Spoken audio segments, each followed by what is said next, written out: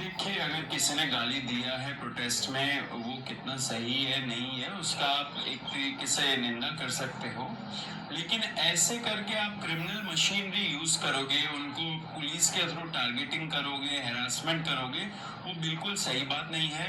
इस देश में गाली देना कब से क्रिमिनल ऑफेंस बन चुका है। मतलब कि रोज चलते फिरते लोग यहाँ पे गाली देते हैं। आपने बीजेपी एमपीज जो 50% लोकसभा में एमपीज बैठे हुए उनके खिलाफ तो क्रिमिनल चार्जेस है, एंड बहुत ही हीनस क्रिमिनल चार्जेस है, रेप। రుచిక సింగ్ అనే ఒక 25 సంవత్సరాల అమ్మాయి నరేంద్ర మోదీని బూతులు తిట్టింది. ఇంకా ఇష్టం వచ్చినట్లు మాట్లాడారు. నరేంద్ర మోదీ వాళ్ళ నాన్నగారు చనిపోయిన 2 సంవత్సరాల తర్వాత ఈయన పుట్టారు అని అంటే చెప్పడానికి కూడా జుభిక్షకరంగా ఉన్నాయి. వాళ్ళ అమ్మగారిని కూడా ఇష్టం వచ్చినట్లుగా తిట్టారు. నరేంద్ర మోదీని ఇష్టం వచ్చినట్లుగా ఆయనకి బ్రాలు వేస్తూ ఏవేవో ఫోటోలు అవన్నీ చూశాం కదా. ఈ 56 ఇంచీలు అన్నారని చెప్పి దీని మీద చాలా దారుణంగా తిట్టారు. ఈవిడ ఈ పక్కనే ఉన్నటువంటి వాళ్ళని చూసి రెచ్చిపోయింది. వాళ్ళు అరిసేసరికి ఏదేదో మాట్లాడేసింది.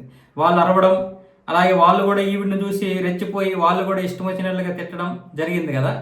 ఈవిడ మీద వాళ్ళు ఎఫ్ఐఆర్ నమోదు చేశారు ఢిల్లీ పోలీసులు. క్రిమినల్ కేసు పెట్టారని చెప్పి ఇప్పుడు వీడు సౌరవ్ దాస్ కూడా ఏమొచ్చేసి 50% బీజేపీ ఎంపీలు కూడా అలాగే ఉన్నారు కదా, క్రిమినల్ కేసులు ఉన్నాయి కదా వాళ్ళ మీద, మర్డర్ కేసులు ఉన్నాయి కదా అని చెప్తున్నాడు. నిరూపించాలి కదా. ఇప్పుడు ఈ అమ్మాయి ఏం చెప్పిందో వాళ్ళు నిరూపిస్తున్నారు, నువ్వు నిరూపించాలి కదా.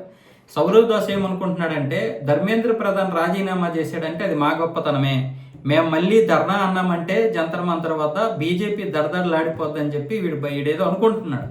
ఒక అడుగు వెనకేసినంత మాత్రాన ఓడిపోయినట్లు, లేకపోతే ఏదో నీ కాళ్ళ కిందకు వచ్చేసినట్లు కాదు. వీళ్ళు అంటే అనుభవం లేకుండా ఉండడం వల్ల ధర్మేంద్ర ప్రధాన్ లాంటి ఒక పెద్ద కేంద్ర మంత్రి రాజీనామా చేసేసరికి వీళ్ళు 5 స్టార్కి వెళ్ళి ఏంటిది పార్టీలు చేసుకున్నటువంటి పిల్ల బచ్చగాళ్ళు. అంటే ఒక అనుకోలేనటువంటి విజయంలో అనుకోలేనటువంటి వినయం.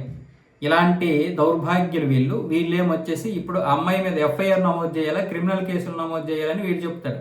కానీ ఢిల్లీ దగ్గరికి వెళ్ళి పోరాటం వీడు, పోలీస్ స్టేషన్ దగ్గరికి వెళ్ళి ఏం చేయడు. ఇక వాళ్ళ బ్రతుకులు అంతే. ఏదో మీడియా అడిగింది కాబట్టి ఒక స్టేట్మెంట్ ఇచ్చేయాలి.